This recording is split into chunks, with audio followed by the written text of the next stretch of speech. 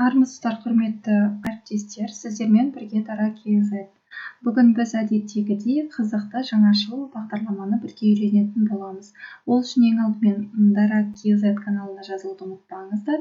Каналда көптеген сабаққа қатысты әдіс-тәсілдер, ойындар, сергіту ойындары, бағдарламалар, жаңашыл бағдарламалар бар. Осы бағдарламаларды өз пәндеріңізде қолдануларыңызға болады. Ендеше видеоны бастайық. Ең алдымен Яндекс поиске немесе Google поиске ағылшын тілінде осылай жазамыз поиске nismath.org деп. Сіздерге ең бірінші сайт шығады, математика сайты деп. Математика сайты дегенге кіреміз. Бұл сайтта сіздер математика пәніне қатысты көптеген тапсырмаларды оқушыларға ойнатып, жаңа тапсырмаларды орындата аласыздар. Одан бөлек бұл сайтта арнайы топқа бөлуге болады, сонымен қатар уақыт, яғни таймерді қосуға болады, және тақтаға белгілі бір оқушыны шығаруға болады, яғни генератор арқылы таңдап береді. Міне басты бетте көріп тұрғандарыңыздай, бұл видео сабақтар барлығы математикаға қатысты, мыжы слайдтар барлығы. Ал енді мен сіздерге қазір мына бір топқа бөлу дегенді көрсеткім келіп отыр. Міне мына суреттің үстінен басамыз, топқа бөлу деген. Сіздерге осылай шығады. Қанша топқа бөлесіз деп алдымен сол өзіңіздің қанша топқа бөлетініңізді жазасыз. Мысал ретінде 2 топқа дейік. Сосын мұнда оқушылардың атын енгізіңіз дейді. Мына жерге оқушылардың атын енгіземіз. Келесі оқушы. Сосын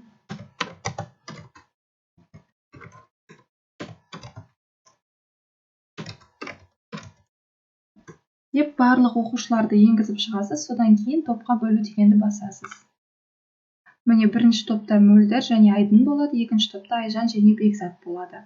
Мен алда ашық сабақ өткізгелі отырмын. Сол ашық сабаққа осы нұсқаулықты, яғни топқа бөлу құралын осы сайт арқылы пайдаланғалы отырмын. Сіздер де өздеріңіздің пәндеріңізге құрастырып, осы сайт арқылы топқа бөлулеріңізге болады. Келесі оқушыны таңдау дейді. Осыны да көрсетейін.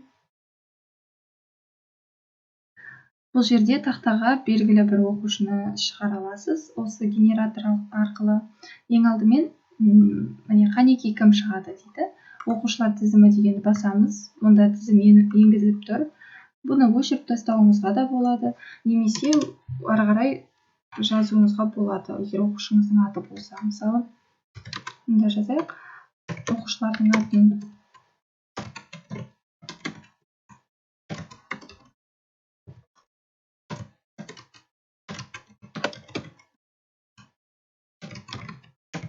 деп барлық оқушыларды жазасыз, содан кейін таңдау дегенді басасыз.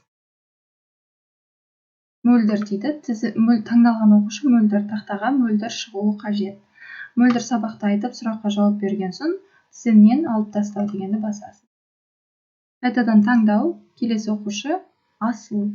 Таңдалған оқушы Асыл тақтаға шығып, Асыл сұраққа жауап береді. Осылай оқушыларды тақтаға генератор арқылы шығаруға болады. Әдетте оқушылар өз еркімен шығуы қиын, сондықтан осы сайт арқылы қолдансаңыз, балалардың қызығушылығы арта түседі деген ойдамын. Ары қарай онлайн таймер дейді. Үстіне басып көреміз. Міне бұл әсіресе жаңағы жиынтық бағалауда, тест тапсырған кезде өте бір тиімді дүние екен. Мұнда минут немесе секундты жаза аласыз. Мысалы, біздер жиынтық бағалауда 20 минут берілетін болса, осылай 20 минут дейсіз, түзету дегенді басамыз. Бастау, немесе уақытты өзгертуіңізге болады. Бастау дегенді бассаңыз, уақыт жүре бастайды. Міне оқушылар тақтаға қарай отырып, тиісті жұмысты жалғастырады. Уақытты өзгерту, мысалы, секунд берілсін. Бір оқушыға сізге, мысалы, 30 секунд берем. Осы 30 секунд ішінде мәтін бойынша өзіңіздің ойыңызды айтыңыз десеңіз, түзетуді басасыз. 30 секундтың бастау деген батырманы баса отырып, 30 секунд жүргізіледі.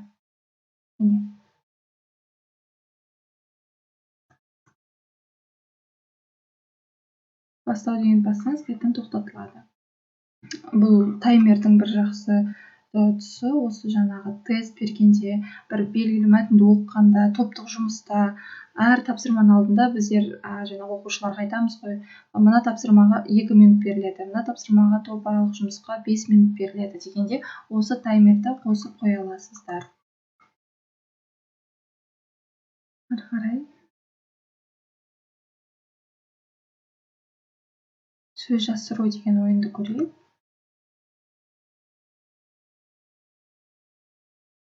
Сөз жасыру ойыны, мысалы, сіз мына тұсқа бір тақырыбыңызға қатысты сөздерді жазып шығуыңызға болады. Мысалы, ғаламшар, кеңістік,